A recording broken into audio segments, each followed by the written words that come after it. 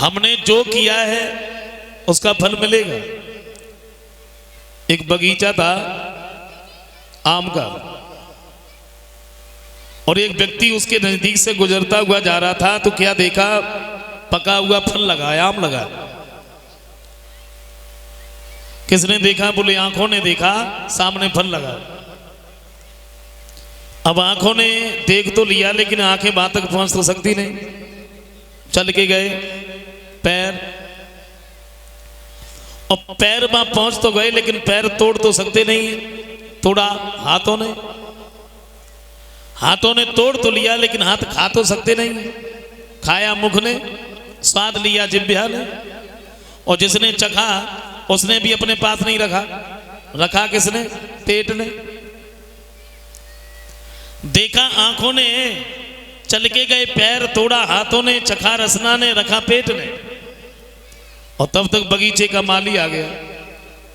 उसने देख लिया, हाथ में लाठी थी, पीठ में 2-4 जमा दी। अब बताइए इसमें पीठ का क्या दोष था? भाई पीठ का तो कोई दोष ही नहीं, क्योंकि जब देखा आंखों ने, चल के गए पैर, तोड़ा हाथों ने, चखा रसना ने, फिर पीठ गाय पिटी। बोले जब पीठ पिटी तो रोया कौन? आंख रोई। तो जिसने जो किया है, जैसा किया है, फल उसी। अब देखो कर्म तो सब करते हैं। आप कथा सुन रहे हैं, ये भी एक कर्म है। मैं कह रहा हूं, ये भी एक कर्म है। कर्म तो सब करते हैं। एक बैठा बैठा गिलास में दूध पी रहा है, वो अपना कर्म कर रहा है। एक बैठा बैठा शराब पी रहा है, वो अपना कर्म कर रहा है। कर्म तो दोनों कर रहे हैं। लेकिन ऐसा नहीं होगा कि दूध वाले का शराब वाले को मिल जाए, उसका उसको मिल जाए। नहीं, जिसने जो किया है, जैसा किया है, उसको फल वैसा ही मिलता है। कभी सैदा जी कहते हैं क्या, तो कर्म की लेखन तार करे, और कर्म सो कर्म करावे। कर्म से इज्जत मान मिले, और कर्म विमान पे स्वर्ग पधारे।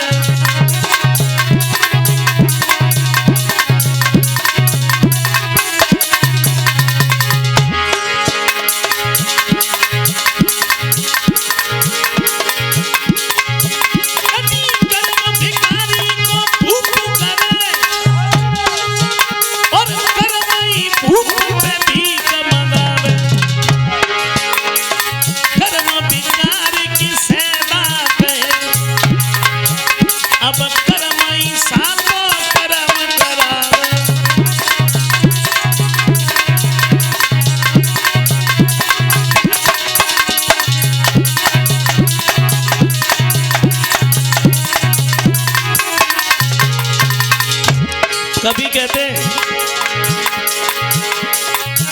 करनी के नहीं, करनी के तजे, और करनी के लगे, करनी के करे से।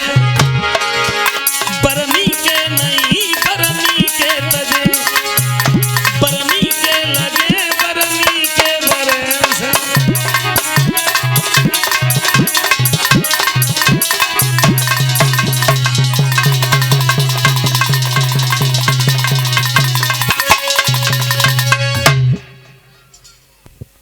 सोच रहे हैं हमने जो किया है, खैर फल तो हमें उसका मिलेगा।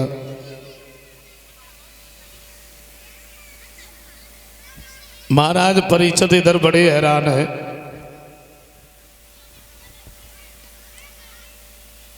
परीक्षित के पास में महात्मा आए हैं, जवाब दिया है, हमें मालूम है कि तुम्हें श्राप लगा है, और अब तुम मेरे साथ में चलो। कहाँ? बोले हम तुम्हें श्री सुखदेव जी के पास में लेके चलेंगे, तो वो कोई ना कोई उपाय हमें अवश्य बताएंगे। तो एक बार तो ये कह दिया, महाराज क्या उपाय बताएंगे, मरना तो है। तो महात्मा कहते हैं क्या तुम्हें मेरी बात पर विश्वास नहीं है? वैसे विश्वास तो होना चाहिए, क्योंकि महात्मा का भेष तो परमात्मा का भेष होता है। और हम ये नहीं कहते हैं कि हर किसी के ऊपर विश्वास करो, क्योंकि ये भेष भी एक ऐसा भेष होता है जो सारे अवगुणों को ढक लेता है।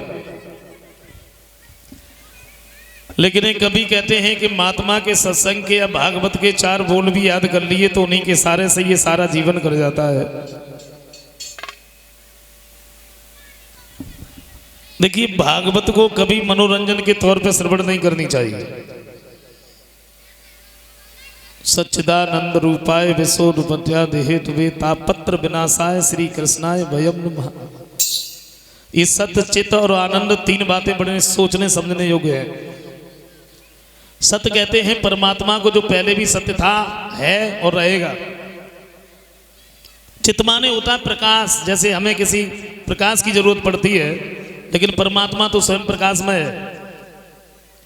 सूर्य में जो प्रकाश है उसकी वजह से, चंद्रमा में जो शीतलता है उसकी वजह से।